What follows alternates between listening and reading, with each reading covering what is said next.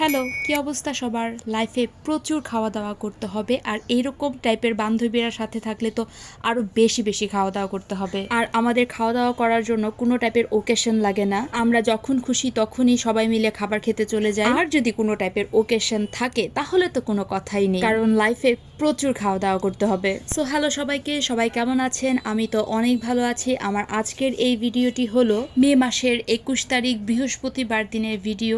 আর এই বৃহস্পতিবার দিন বড় ঈদের জন্য সব স্কুল বন্ধ হয়ে যাবে, তাই আমরা ভাবলাম, আমরা না আসলে মৌ ভেবেছিল যে আমরা একটু কোথাও বাইরে গিয়ে খাবার টাবার খেয়ে আসি। তো মৌ একদম বাসা থেকে প্ল্যান করেই এসেছিল যে ময়মনসিংহের চরপাড়ায় সারিন্দা সরগমে যাবে নাস্তা খাওয়ার জন্য সকালের। তো সেদিন আমরা 5 জন মিলে চলে গিয়েছিলাম ময়মনসিংহের চরপাড়া সারিন্দা সরগম রেস্টুরেন্টে। সেখানে গিয়ে আমরা সকালের খাবারের জন্য নাস্তা অর্ডার করেছি, রুটি। আর সেদিন কিন্তু আমাদের এক ভাবি মানে ইলিয়ানা ভাবির জন্মদিন ছিল।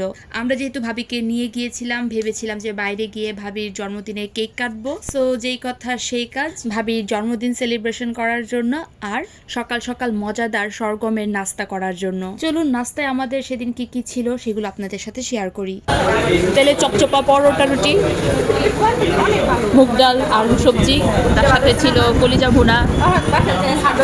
আর সবাই চাতক পাখির মতো অপেক্ষা করতেছে কখন আমার ভিডিও করা শেষ হবে। অ্যাকচুয়ালি সেদিন আমাদের সকালবেলা নাস্তা করতে যাওয়ার একটাই মাত্র উদ্দেশ্য, সেটা হলো যে বড় ঈদের জন্য স্কুল বন্ধ হয়ে যাবে, আমাদের বেশ অনেক দিন দেখা সাক্ষাৎ হবে না, আর সেই সাথে বাইরেও খাওয়া দাওয়া হবে না গ্রুপের বান্ধবীরা মিলে। তাই সবাই মিলে চলে গিয়েছিলাম সরগম রেস্টুরেন্টে। বেশ ভালো ছিল তাদের নাস্তা। আর আমাদের সকালবেলার নাস্তার পুরোটা ট্রিট দিয়েছে ইলিয়ানা ভাবি। ভাবি যেহেতু যে সেদিন জন্মদিন ছিল, তাই ভাবি আমাদের সবাইকে সকালবেলা নাস্তা করিয়েছিল। সকাল সকাল তেলে ভাজা পরোটা খেতে কিন্তু আমার ভীষণ ভালো লাগে। আমার কেন, মোটামুটি সবারই ভালো লাগে। আমাদের সেদিন বাইরে খাওয়া দাওয়ার হুজুগই উঠিয়েছিল মৌ, আর ট্রিট দিয়েছিল ইলিয়ানা ভাবি। সো তাদেরকে ধন্যবাদ। আমরা 3 জন শুধু বেশ খাওয়া দাওয়াই করেছি। যাই হোক, আমি খাবার খেতে থাকি, আর এই ফাঁকে আমাকে বলে ফেলুন তো আমার এই ভিডিওটা কারা কোন জায়গা থেকে দেখছেন, আর ময়মনসিংহ থেকে কারা দেখছেন তারা কিন্তু অবশ্যই আমাকে কমেন্ট বক্সে জানাবেন।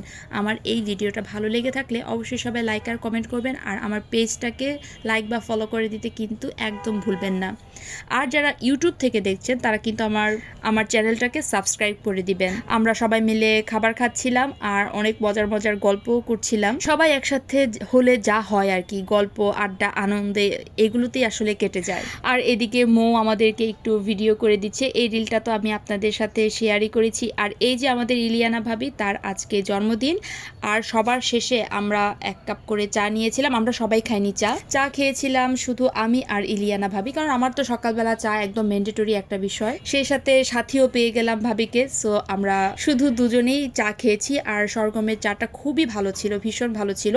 এরপর আমরা ভেবেছিলাম যে রাস্তায় দাঁড়িয়ে ভাবির জন্মদিনটা সেলিব্রেট করে ফেলবো, কেক কাটবো, কিন্তু গ্রুপের আরো সবাই বলল যে সৃষ্টির বাসায় চলে যায়, সেখানে গিয়ে আমরা একটু ভাবির জন্মদিনের কেকটা কাটি। আর বাইরে তখন প্রচুর বৃষ্টিও হচ্ছিল। তো যেই ভাবনা সেই কাজ, আমরা সৃষ্টির বাসায় চলে গিয়েছিলাম ভাবির বার্থডে সেলিব্রেশন করার জন্য। এই তো ভাবি কেক কাটছে, আর ভাবিকে অনেক অনেক অনেক শুভেচ্ছা জন্মদিনের, তার সাথে অনেক ধন্যবাদ জন্মদিনের এত সুন্দর একটা ট্রিট দেওয়ার জন্য। আর সৃষ্টির বাসায় বসে আমরা অনেকক্ষণ আড্ডা দিয়েছি, গল্প করেছি। আমি খুব বেশি একটা সময় থাকতে না পারলেও যতটুকু সময় থেকেছি আমার কাছে এই সময়টা অনেক ভালো কেটেছে। আমাকে আবার তাড়াতাড়ি করে বাসায় ফিরে আসতে হয়েছে, কারণ বাসায় রান্না বান্না ছিল খুব সকালবেলা, যেহেতু আমি বাসা থেকে বের হয়েছি। আর এই যে এখন বসে বসে জন্মদিনের কেক খাচ্ছি আর সবার সাথে আড্ডা দিচ্ছি। তো আজকের এই ভিডিওটা কিন্তু আমার এই পর্যন্তই। সবাই ভালো থাকবে, দেখা হবে আপনাদের সাথে আমার পরবর্তী একটা ভিডিওতে। So tata.